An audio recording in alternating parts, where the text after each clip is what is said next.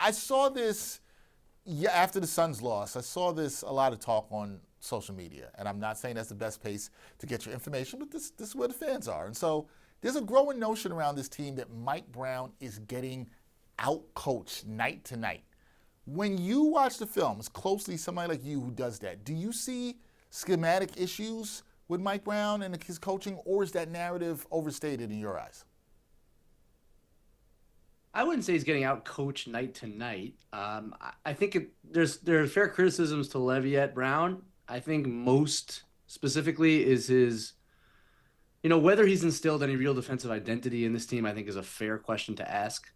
Whether the scheme has worked is a fair question to ask because the one thing that he's really done since he came in here was focus on shifting and playing extra help in the gaps and taking away driving lanes.